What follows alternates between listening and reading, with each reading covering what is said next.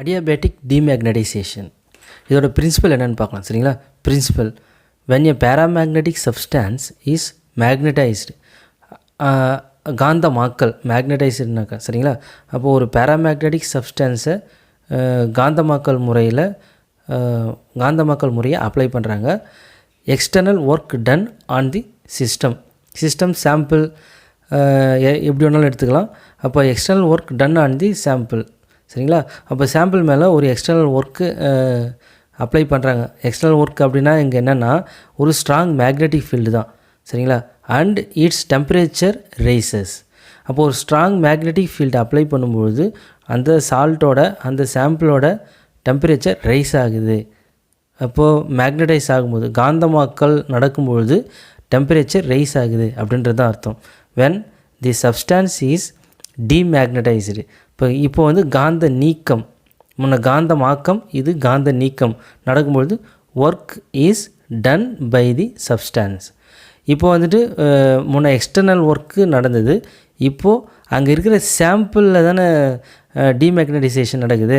அப்போ அந்த working sample தான் வந்து ஏதோ ஒரு விஷயத்தை செய்யுது அப்படின்றது அர்த்தம் சரிங்களா. அப்போது work is done by the substance, hence the substance is demagnetised adiabatically. அப்போது அடியாபேட்டிக்கலி அப்படின்னா வெப்ப மாற்றீடற்ற நிலையில் சரிங்களா. வெப்ப மாற்றீடற்ற நிலையில் டீமேக்னடைஸ் ஆகுது, காந்த நீக்கம் நடைபெறுது. அப்போது அதோட டெம்பரேச்சர் குறையுது, இட்ஸ் டெம்பரேச்சர் ஃபால்ஸ். அப்போ காந்தமாக்கலில் டெம்பரேச்சர் அதிகமாகுது, காந்த நீக்கத்தில் டெம்பரேச்சர் குறையுது அப்படின்றது தான் இங்கே பேசிக் கான்செப்டாகவே இருக்குது. அப்போது ஆக்சுவலாக இங்கே வந்து என்ன ப்ராசஸ் நடக்குது அப்படின்னா, இந்த எக்ஸ்டர்னல் மேக்னெட்டிக் ஃபீல்டை அப்ளை பண்ணும்பொழுது இந்த பேராமேக்னெட்டிக் சப்ஸ்டான்ஸில் எலக்ட்ரானிக் லெவலில் அதோட ஸ்பின்னெல்லாம் சேஞ்ச் ஆகுது அப்படின்றது தான் அர்த்தம்.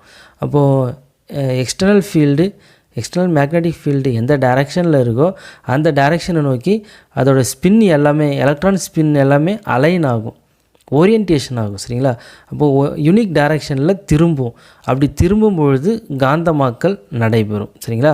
இப்போ ஃபீல்டை ஆஃப் பண்ணும்போது அந்த காந்தமாக்கலில் ஈடுபடுற எல்லா எலக்ட்ரானும் அதோட ஒரிஜினல் பொசிஷனுக்கு மறுபடியும் திரும்பும். இதுதான் work is done by the substance அப்படின்றது அர்த்தம். அப்படி திரும்பும்பொழுது பார்த்திங்கனாக்கா சடனாக அதோட டெம்பரேச்சரில் மாற்றம் ஏற்படும், எப்படின்னா குறையும் அப்படின்றது தான். இதுதான் இங்கே நடக்கிற ஆக்சுவல் ப்ராசஸ். இதுதான் நம்ம மேக்னெட்டோ கலோரிக் எஃபெக்ட் அப்படின்னு சொல்கிறது. This is called magneto caloric effect. Maximum cooling can be produced by employing strong magnetic field and low initial temperature. அப்போது நம்ம யூஸ் பண்ணுற சாம்பிளோட இனிஷியல் டெம்பரேச்சரை வந்து வெரி லோ ரேஞ்சில் இருக்கணும் சரிங்களா. அப்போ தான் வந்து அது ஃபர்தராக கூல் ஆகும்பொழுது நம்ம ஃபிக்ஸ் பண்ணுற இனிஷியல் டெம்பரேச்சரை விட குறைவான டெம்பரேச்சருக்கு போகும் சரிங்களா. இப்போ உதாரணத்துக்கு நம்ம 1 கெல்வின் டெம்பரேச்சரில் நம்ம இந்த சாம்பிளை வைக்கிறதா வச்சுப்போம். அப்போ டீமேக்னடைஸ் பண்ணும்பொழுது 1 கெல்வினை விட குறைவான டெம்பரேச்சருக்கு போகும் சரிங்களா. அப்போ தான் நம்ம தாழ் வெப்பநிலையை அச்சீவ் பண்ண முடியும். அதனால் இனிஷியல் டெம்பரேச்சர் அப்படின்றது இங்கே ரொம்ப முக்கியமான விஷயம். அதோட நம்ம அப்ளை பண்ணுற மேக்னெட்டிக் ஃபீல்டோட ஸ்ட்ரென்த்தும் முக்கியமான விஷயம் சரிங்களா. அப்படி அப்ளை பண்ணிங்கன்னா the susceptibility of a paramagnetic substance is higher at lower temperature சரிங்களா. அப்போது காந்த ஏற்புத்திறன் தாழ் வெப்பநிலையில் இந்த பேராமேக்னெட்டிக் சப்ஸ்டான்ஸுக்கு அதிகமாக இருக்கும் அப்படின்றது தான். Hence a paramagnetic substance is powerfully magnetised at very low temperature சரிங்களா. அதுக்கப்புறம் பார்த்திங்கன்னா when this substance is adiabatically demagnetized, a large cooling is produced சரிங்களா. அப்போது அடியாபேட்டிக் டீமேக்னடைசேஷன் நடக்கும்பொழுது இதில் வந்துட்டு வெரி லோ டெம்பரேச்சரை நம்ம க்ரியேட் பண்ண முடியும் இந்த இடத்துல. அப்போ இந்த சாம்பிள் வந்து ஹீலியம் பாத்தில் இருந்தாலும் இதை ஐசோலேட் பண்ணுறது நம்ம இங்கே இந்த ப்ரொசீஜரில் முக்கியமான விஷயம் சரிங்களா. According to Curie law, the paramagnetic susceptibility chi is directly proportional to 1/T சரிங்களா. ஆர் இங்கே ப்ரொபோர்ஷனாலிட்டி கான்ஸ்டண்ட்டை அப்ளை பண்ணிங்கன்னா chi equal to C/T. That is paramagnetic susceptibility of a substance is inversely proportional to the absolute temperature T. சரிங்களா? அப்போது C is constant இந்த இடத்துல. இப்போ நம்ம இங்கே மேலே சொன்னது தான், சசப்டிபிலிட்டி வந்து லோ டெம்பரேச்சரில் வந்து அதிகமாக இருக்கும், அதிகமாக அச்சீவ் பண்ணலாம் அப்படின்றது தான் எங்கள் கியூரி லெவலில் சொல்கிறது. கை is directly proportional to 1/T அப்படின்னு. சரிங்களா? இதுதான் ஜாகுவே மெத்தட். அவர் தான் வந்து அடியாபேட்டிக் டிமேக்னடைசேஷனில் இந்த எக்ஸ்பெரிமெண்ட்டை செய்கிறது. இங்கே பார்த்தீங்கன்னாக்கா இது பவர்ஃபுல் மேக்னெட்டிக் ஃபீல்டு NS அப்படின்றது. இது ரெண்டுமே திவார் ஃப்ளாஸ்க்கு. ஒன்றுத்தில் வந்து ஹைட்ரஜன், லிக்விட் ஹைட்ரஜன் எடுத்திருப்பாங்க, இன்னொன்றுத்தில் வந்து லிக்விட் ஹீலியம். உள்ளே இருக்கிறதுல லிக்விட் ஹீலியம் இருக்கும், வெளியே இருக்கிற டியூப்பில் லிக்விட் ஹைட்ரஜன் இருக்கும். சரிங்களா? சென்ட்ரலில் இருக்கிற வந்து ஒரு கிளாஸ் டியூப், பல்புன்னு வச்சுக்கலாம். சரிங்களா? இது B. இதில் தான் வந்து நம்ம ஒர்க்கிங் சாம்பிளை கட்டி தொங்க விட்டுருப்பாங்க. சரிங்களா? இந்த அமைப்போட ஒரு வேக்யூம் பம்பை வந்து கனெக்ட் பண்ணியிருப்பாங்க. சரிங்களா? ஏன்னா இதை ஐசோலேட் பண்ணுறதுக்காக இந்த பம்ப் வந்து ரொம்ப முக்கியமானது. இப்போது இதுதான் இந்த எக்ஸ்பெரிமெண்டல் செட்டப். இப்போ இங்கே என்ன பண்ணுவோம் அப்படின்னா, ஆல்ரெடி எல்லாமே கூலிங் சிஸ்டமாகவே தான் இருக்குது. அப்போ இந்த சிஸ்டமே வந்து லோ டெம்பரேச்சரில் தான் இருக்குது. இங்கே வந்துட்டு நம்ம ஒரு பவர்ஃபுல் மேக்னெட்டிக் ஃபீல்டை அப்ளை பண்ண போகிறோம். அந்த அப்ளை பண்ண போகிற மேக்னெட்டிக் ஃபீல்டு வந்து எங்கே ஆக்ட் பண்ண போகுதுன்னா, நம்ம இங்கே சென்டரில் வச்சுருக்கிற பேராமேக்னெட்டிக் சால்ட்டில் தான். இங்கே எந்த பேராமேக்னெட்டிக் சால்ட்டை யூஸ் பண்ணுறோன்னா, கேலோடினியம் சல்பேட் தான் நம்ம இங்கே யூஸ் பண்ணுறோம். சரிங்களா? இந்த சாம்பிள் என்ன பண்ணும் அப்படின்னா, இதோட ஸ்பின் ப்ராப்பர்ட்டி பேஸ் பண்ணி தான் இந்த எக்ஸ்பெரிமெண்ட்டே இருக்குது. நம்ம ஏற்கனவே சொல்லியாச்சு. அப்போ நம்ம ஃபீல்டு அப்ளை பண்ணும்போது இந்த ஃபீல்டு எந்த டைரெக்ஷனில் இருக்கோ அதை நோக்கி இந்த பேராமேக்னெட்டிக் சப்ஸ்டான்ஸில் இருக்கிற எலக்ட்ரானிக் லெவலில் இருக்கிற ஸ்பின் எல்லாமே அலைன் ஆகும். சரிங்களா? அப்படி அலைன் ஆகும்போது இந்த சாம்பிளோட டெம்பரேச்சர் இன்க்ரீஸ் ஆகும். அப்படி இன்க்ரீஸ் ஆகும்போது பார்த்திங்கன்னா இதோட சரௌண்டிங்கில் நம்ம ஒரு ஹைட்ரஜன் கேஸை அப்ளை பண்ணுவாங்க. அப்ளை பண்ணும்பொழுது இங்கே இருக்கிற ஹீட் எல்லாமே கண்டக்ட் ஆகும். சரிங்களா? அப்போது அந்த சரௌண்டிங்கில் இருக்கிற சப்ஸ்டான்ஸ் எல்லாம் கேஸ், அதுக்கப்புறம் இங்கே இருக்கிற ஹீலியம் இதெல்லாமே அப்சர்வ் பண்ணிக்கும். அப்போது வந்து இது லோ டெம்பரேச்சருக்கு போகும் இந்த சால்ட். சரிங்களா? இப்போ நமக்கு தெரியும் வெப்ப பரிமாற்றம் அப்படின்னா, இங்கே சரௌண்டிங்கில் இன்கான்டாக்டில் இருக்கிற எத்தனை சிஸ்டமாக இருந்தாலும் அதெல்லாம் ஈக்குலிபிரியம், சமநிலைக்கு வர வரைக்கும் வெப்ப பரிமாற்றம் இருக்கும் அப்படின்றது தான் அர்த்தம். இப்போ ஹீலியம் வந்துட்டு இங்கே 1 கெல்வினில் இருக்கிறதா வச்சுப்போம் ஒரு உதாரணத்துக்கு. அப்போ இந்த பேராமேக்னெட்டிக் சப்ஸ்டான்ஸில் டெம்பரேச்சர் இன்க்ரீஸ் ஆனாலும் அதோட சரௌண்டிங்கில் இருக்கிற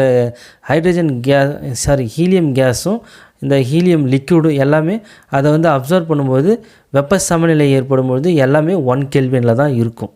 சரிங்களா?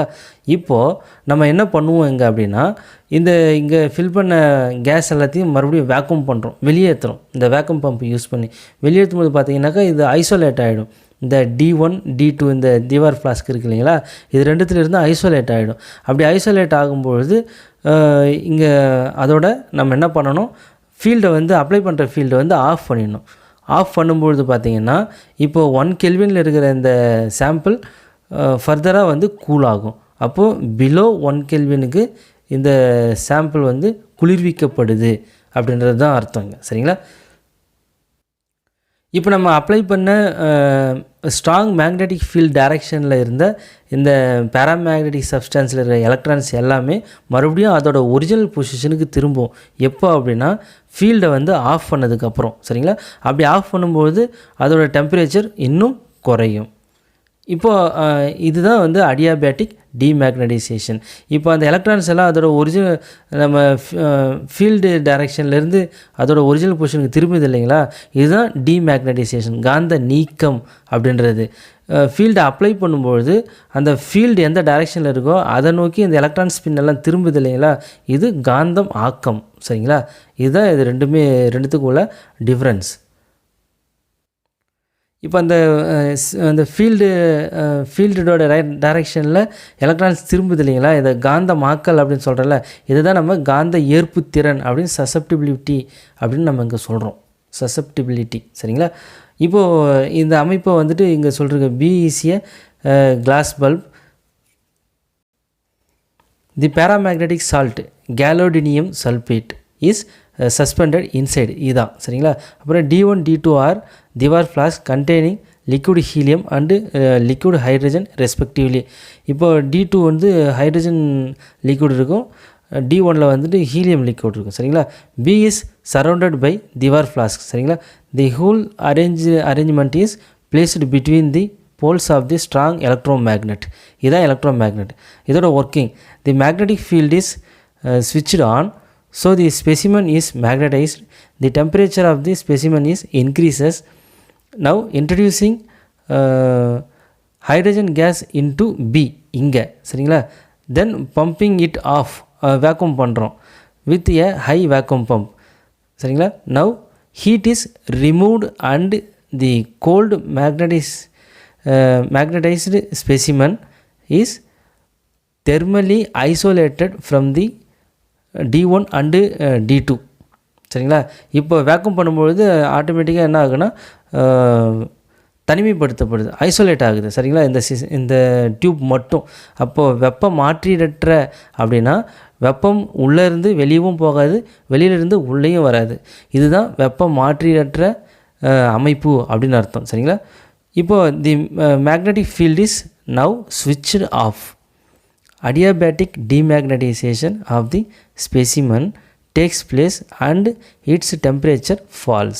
இப்போ நம்ம சொன்ன 1 கெல்வினுக்கு கீழே உள்ள டெம்பரேச்சரை இங்கே அச்சீவ் பண்ணியாச்சு. இப்போ அக்கார்டிங் டு கியூரி லா, இதோட இனிஷியல் டெம்பரேச்சர் ஃபைனல் டெம்பரேச்சரை பேஸ் பண்ணி இந்த லாவை எழுதியிருப்போம். இப்போ K1 divide by K2 equal to T2 divide by T1 or K1 divide by K2 into T1 that is equal to T2. சரிங்களா? where K1 and K2 be the susceptibilities of the specimen salt at the initial temperature T1 and final temperature T2. சரிங்களா? using the method with the salt gadolinium sulfate. சரிங்களா? ஜாக்வே and மேக்டாகல் இவங்க ரெண்டு பேரும் வந்து எந்த temperature achieve பண்ணுறாங்கன்னா 0.25 kelvin வரைக்கும் achieve பண்ணுறாங்க, பிலோ 1 கெல்வின். சரிங்களா? நம்ம சொன்ன எக்ஸாம்பிள் மாதிரியே. சரிங்களா? அப்போது 0.25 கெல்வின் வரைக்கும் இந்த அடியாபேட்டிக் டிமேக்னடைசேஷனில் லோ டெம்பரேச்சரை க்ரியேட் பண்ண முடியும். அதுக்கப்புறம் பார்த்திங்கனாக்கா ஜிஃபோர்ட் அண்டு மேக்மோகன் இவங்க ரெண்டு பேரும் சேர்ந்து 2 stage coolers have been designed that provide cooling at 4K. இது ஜென்ரலாக எல்லா லேப்லேயும் யூஸ் பண்ணுற லோ டெம்பரேச்சர் லேபில் யூஸ் பண்ணுற ஒரு இன்ஸ்ட்ருமெண்ட். அதனால் இங்கே நான் சொல்லிருக்கிறேன். சரிங்களா? இதை யூஸ் பண்ணி 4.2 கெல்வின் வரைக்கும் நம்ம அச்சீவ் பண்ணலாம். In combination with a Joule Thomson stage, Joule Thomson அப்பரேட்டஸையும் அதோடு சேர்த்து நம்ம யூஸ் பண்ணாக்கா 2.5 கெல்வின் வரைக்கும் இதில் நம்ம டெம்பரேச்சர் குறைக்க முடியும். அதுக்கப்புறம் பார்த்திங்கன்னா இங்கே பேராமேக்னெட்டிக் சால்ட்டெல்லாம் சிலது எக்ஸாம்பிளுக்காக கொடுத்துருக்குறேன்.